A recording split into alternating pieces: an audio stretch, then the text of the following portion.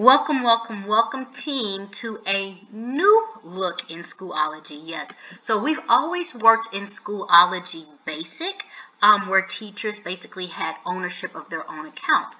Well, together as a school, NAIS, we've come together so we can create our own Schoology platform. So there are some things with this platform that are different than what you've currently been working with. So this video is just the introduction video on some of these resources that you now have available to you in order for us to move forward. Now, a lot of things look similar or the same. However, we're going to go to courses, and I'm going to go to my course that I have with you, which is our teacher course. What you'll see here is that we have our typical things. One thing that's very unique that I can't show you here is that our students are now able to take a picture from their phone or video and submit it right in. So they don't have to do the whole downloading and uploading piece anymore. They are now able to just do it straight from their submission tool. So that's another added feature. When we go here to attendance, all that's the same, members are the same, but we now have analytics. And analytics is actually better when you have more of your information in and your data, but it can tell you some other little things. One of the key things it does let me know is it kind of gives me a timestamp of when my students have participated in the course or not, so we can kind of say who's been there and who hasn't. That's very important for us with our attendance. Another piece that's very important is what's called workload planning. Workload planning helps for when we're creating assignments and lists. I can look at my students to see who or how many students have a certain amount of workload. How many students for April 20th had over 2 items? 8 students did. And so I'm able to kind of look down here to see what does my students or the students in my class, what does their workload look like? So we're able to keep track of what they need to do. For instance, there should be a lot of work due on Sunday, May 3rd because of our new schedule. So you should see that, and I should see pretty soon all of this clearing out. You're able to click onto them so you can actually see exactly what classes they have to do, what work they can do, and you can look in their assignments. So this really helps us in our planning for the workload to make sure that we're doing a fair workload and our students have that variety. We will definitely be using this button in the future. We also have Common Core Explorer, which we'll break down in a professional development, where it's basically your Common Core information right here with breaking down the curriculum and understanding what the standards are. And then we also have conferences. We are not going to use conferences yet. However, on a slow integration, I will show you how here you can create a new conference and students can come in, and instead of us going outside to another conference area, which is Zoom, you'll be able to do that in here. I'm going to do a practice session with us as a team first, and then we'll turn around and show you exactly how it can be utilized.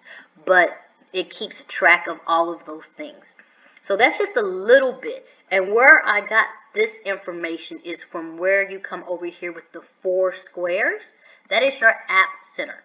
So you're now able to come in and merge different apps into your account on how they will best benefit the students. And this is all the stuff that we have available to us.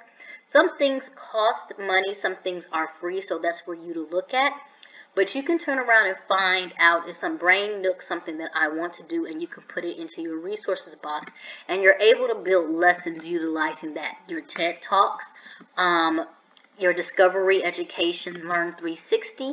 There's so many different resources. You can actually put your YouTube here and put it in the resource app so it's easier to facilitate and work with. So the app portion is a really, really great tool, and it helps build your lessons, get a lot of different information in. You can link your Google Drive, you can link your Dropbox, you can link all of those things. So apps really help. Another piece is your resources here. This keeps your resources. And then we look at groups. I wanted us to look at groups here where it says My Groups. Go click My Groups. And it has the groups that you're a part of, And it also has our school group, so that's something that we can build and have conversations. You now have access to our public groups. Public groups is a way for you to interact with other educators from around the world.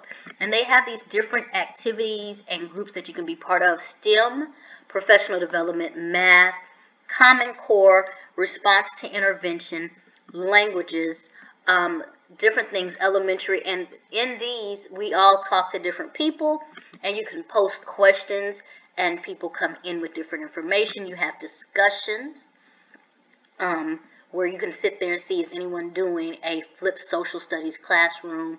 You click in, and you get to have those posts and everything like that. You can join the group so you can get your updates.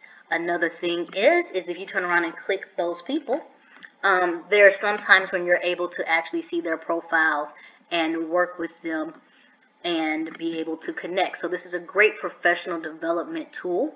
Once you join, you're able to get into that piece. So that's from going to groups and building your groups. I really would love to see us participating in this in a lot more ways.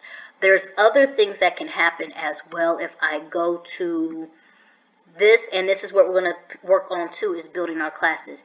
In my classes before, I went to members. Before, I was the only admin, or you were the only admin. Now I'm able to create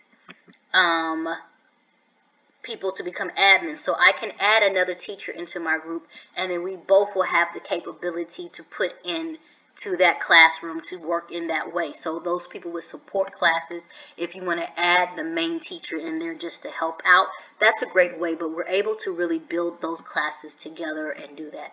A lot of the things still say and remain the same, where you can turn around and look at all those things that you have. But this is just a quick note on what it looks like and what we're trying to build. And some of the new things. Please go in and play around and learn and get a better understanding of what can happen with the resources. One last thing, and I'm hoping that I can show it to you guys. So let me go to, let me see if I can go to one of our sample student accounts. Let me see who I can touch on. Here, if I click on the student's name, now you see something new where it says portfolios. And so students are able to put their favorite work and pin it, and then they actually are able to showcase a portfolio, which is their work for the public so people can see that. So those are little bitty things that we can look at to make sure that those things are happening. I hope that we are focused on learning and experimenting with this new site. We have a lot more to learn, and we will definitely be doing that. Thank you, and have a wonderful, wonderful time playing around in Schoology.